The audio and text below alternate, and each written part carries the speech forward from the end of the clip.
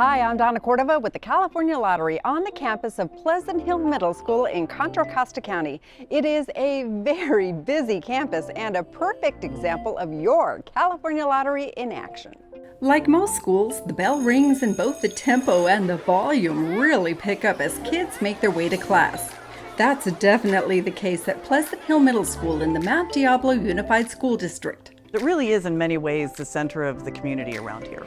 It's Principal Terry McCormick's job to guide all of this positive energy. It really is, I think, the dance of making that balance.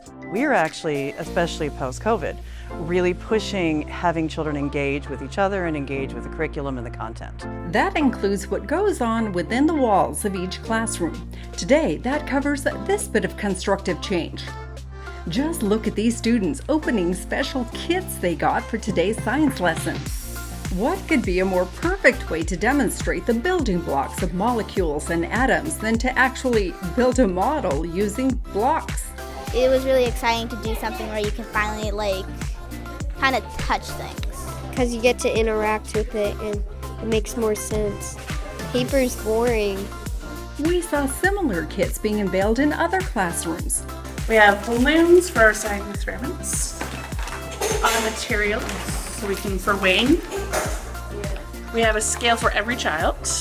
In fact, there are stacks of them being offloaded in the district warehouse, ready for shipment to campuses district-wide.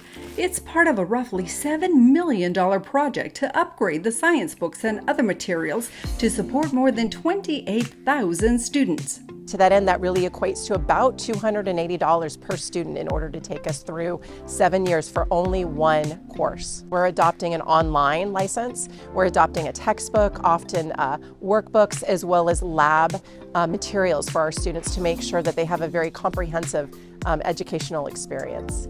Not all, but a fraction of the funding for these hands-on projects and books came thanks to you and your support of the California Lottery. Since the 2000 school year, we have actually utilized the lottery funding in order to help supplement the purchase of standards-based instructional materials for our scholars. They seem to be enjoying the science because they're getting it in a way that they haven't gotten it before. This year's lottery-funded purchases also include new textbooks for the district's world language programs. Here, they're being put to use in the Spanish class. Okay, so it's good practice for speaking and it's good for your writing. An instructional audit revealed a need to update the instructional materials. Books aren't cheap, so you might ask, what's the deal? Why can't we just keep the old ones? Well, for one, sometimes vocabulary becomes obsolete. For example, a floppy disk, right? So I would always get ¿qué es un disquete? And I don't even have one to show them. The new books also have some creative elements that the students really like. Activities where you have to translate the Spanish into English or translate the English into Spanish.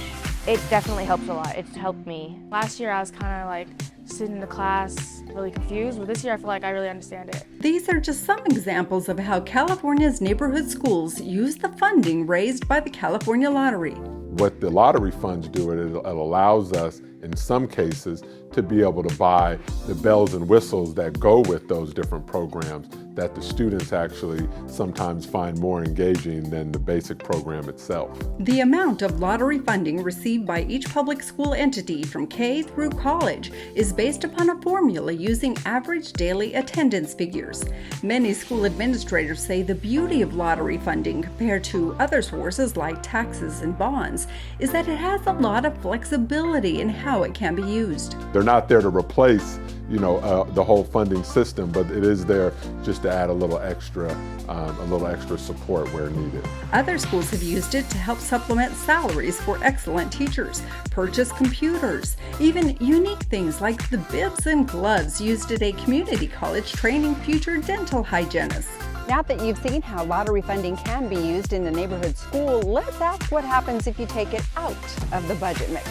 Without that, it would be very difficult for a lot of school districts, especially small ones, to make sure their high-quality instructional materials needs are met. All students deserve great public schools, and schools need good resources. California Lottery funding is a part of the learning process on every busy campus. In Contra Costa County, I'm Donna Cordova for the California Lottery.